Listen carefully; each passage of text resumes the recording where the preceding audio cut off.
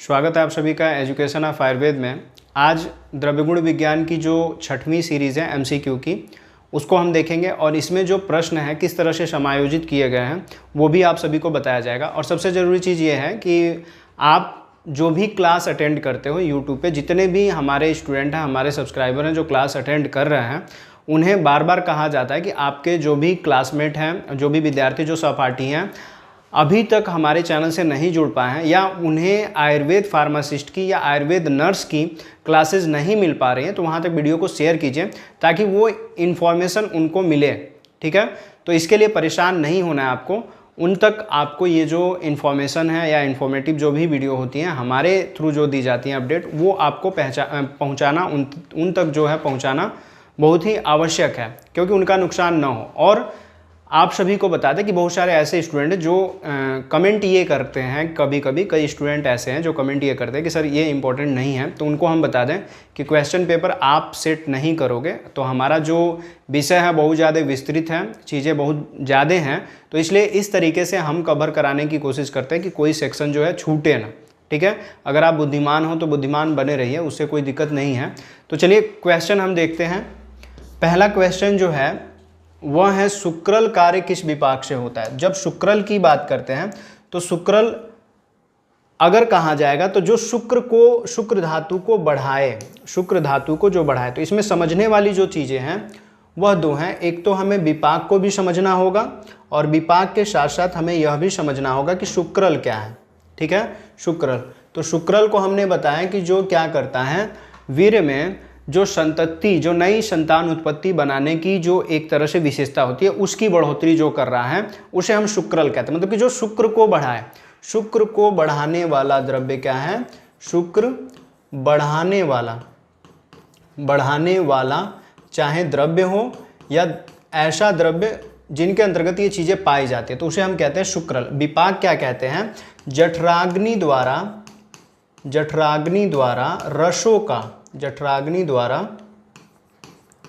द्वारा रसों का पाचन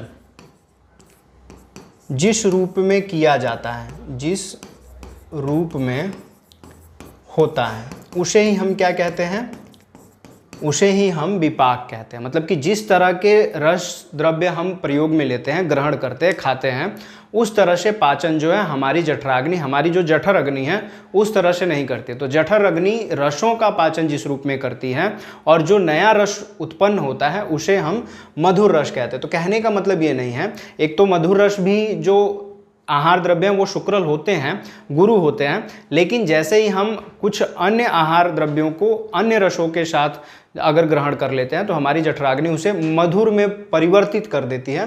तो जो मधुर रस द्रव्य होते हैं वही क्या है, शुक्रल होते हैं, और उनका विपाक जो होता है वो मधुर होता है। ठीक है, तो दिमाग में क्या रखना है, शुक्रल कार्य किस विपाक से होता है, तो मधुर विपाक से होता है। याद रहेगा, याद करेंगे आप तो आपको ही लाभ होगा, तो आप पढ़िए और याद कीजिए।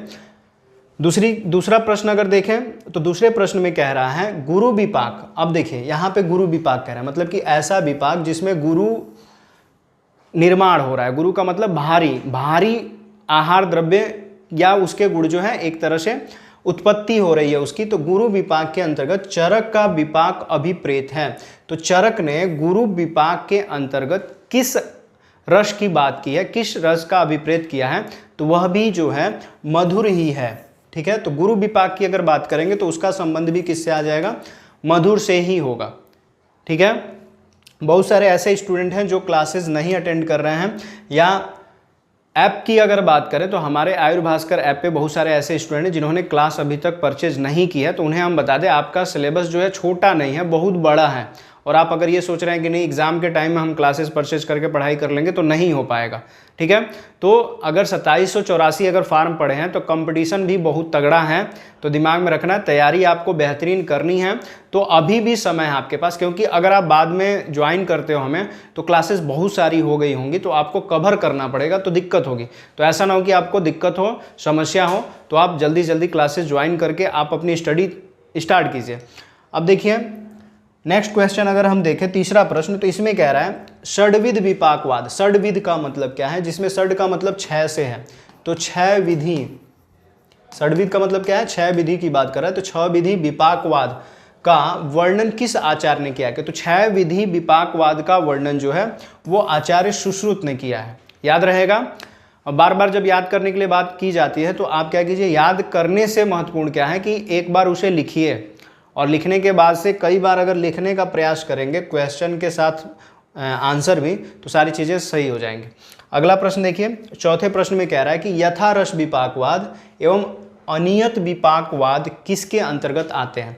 यथारस विपाकवाद, अब जब विपाकवाद की बात करते हैं तो विपाकवाद जो है एक तरह से सिद्धांत के अंतर्गत आता है, नियम के अंतर्गत आता है। तो जो 2 नियम है, एक तो यथारस विपाकवाद है और एक अनियत विपाकवाद है।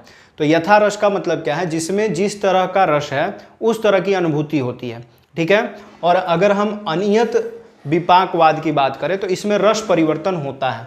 इसमें क्या होता है, रस परिवर्तन होता है, पाचन के फलस्वरूप रस परिवर्तन होता है। और यथा विपाकवाद का मतलब क्या है, इसमें कहा गया है कि रस परिवर्तित नहीं होता है, रस परिवर्तित नहीं होता है। याद रहेगा, रस परिवर्तित नहीं होता, मतलब इसमें परिवर्तन नहीं होता है, जबकि इसमें परिवर्तन होता है। जैसा रस ग्रहण किया गया उसी तरह की चीज़ें जो है सामने आ जाती हैं।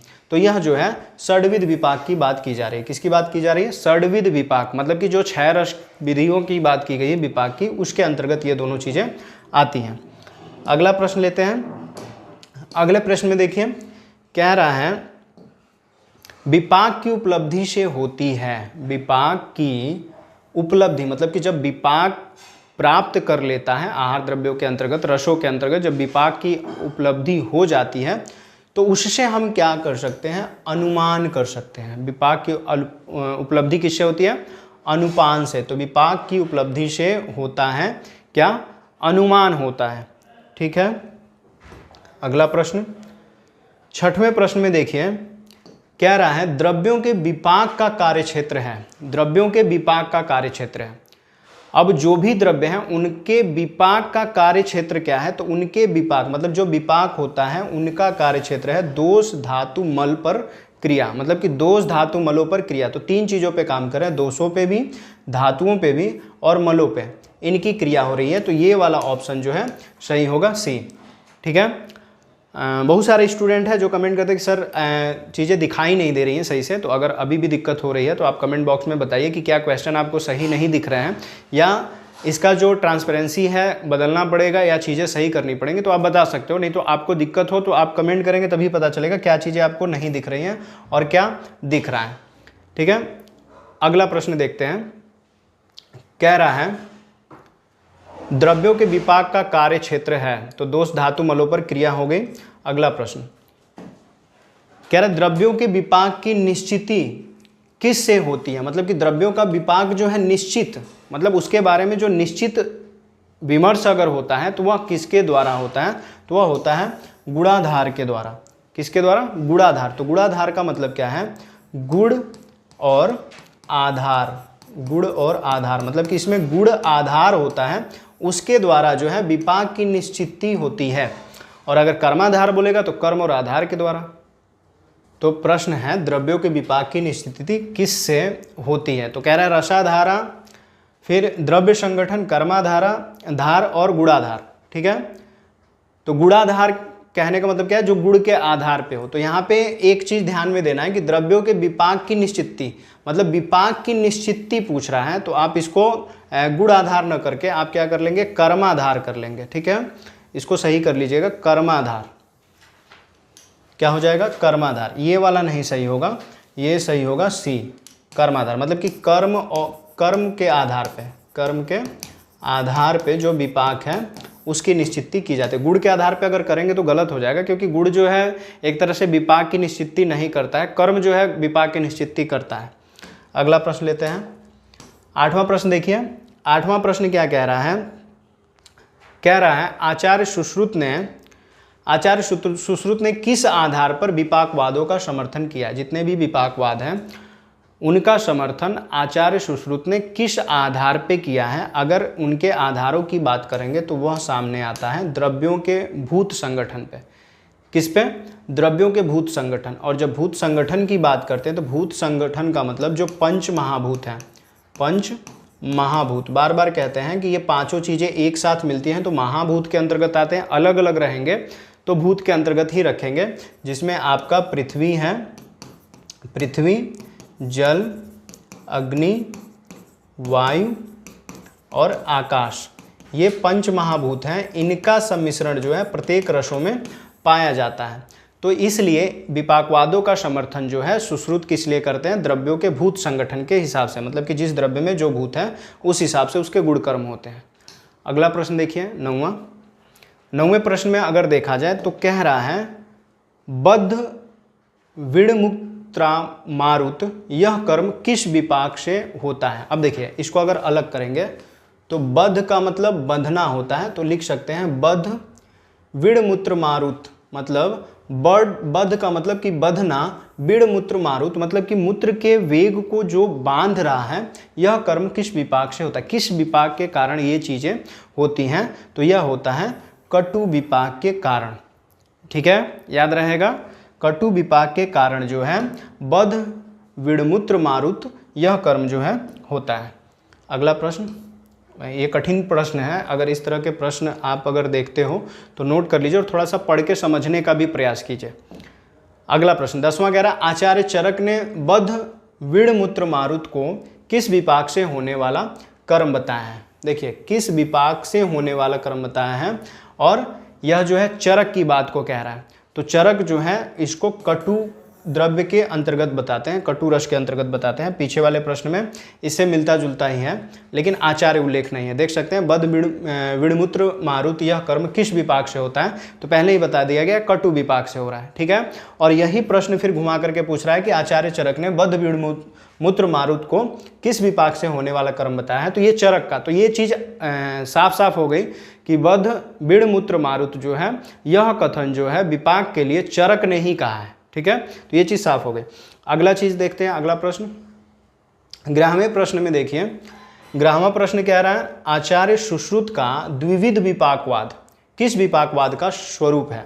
द्विविध विपाकवाद मतलब कि दो विधियों वाला विपाकवाद किस विपाकवाद का एक तरह से स्वरूप है? तो अगर हम देखें तो यह हो जाएगा आपका पंचविध। पंचविध मतलब कि द्विविध विपाकवाद का एक तरह से स्वरूप है, मतलब सुश्रुत जो है पंचविध विपाक को वह द्विविध विपाक के अंतर्गत भी बताते हैं। अगला प्रश्न 12वें प्रश्न में देखिए, 12वां प्रश्न कह रहा है चरका मतानुसार या चरक मतानुसार अवस्था पाक द्वारा उत्पन्न दोषों का क्रम किस प्रकार है? अब चरक के मत से जो अवस्था पाक है, अवस्था पाक जिसमें अवस्था परिवर्तन होती है द्रव्य रसों की, तो उसके अनुसार उत्पन्न दोषों का क्रम किस प्रकार है? पहले दोष कौन सा उत्पन्न हो रहा है, उसके बाद कौन सा, उसके बाद कौन सा, इस तरह से इनके क्रम की बात पूछी जा रही है। तो वह सबसे पहले होता है कफ, फिर पित्त, फिर वात। तो कफ पित्त वात जो है रसों के उत्पत्ति के हिसाब से कहा गया है। तो चरक के मत अनुसार अवस्था पाक की जब बात करेंगे, विपाक में ही एक पाक है अवस्था पाक, तो अवस्था पाक में इस तरह से अवस्थाएं बदलती है, कफ पित्त और वात की ओर जाती हैं। अगला प्रश्न देखिए 13 नंबर, तो 13वें प्रश्न में क्या कह रहा है? 13वां प्रश्न कह रहा है विपाक द्वारा निर्मित वात आदि दोष किस स्वरूप के होते हैं?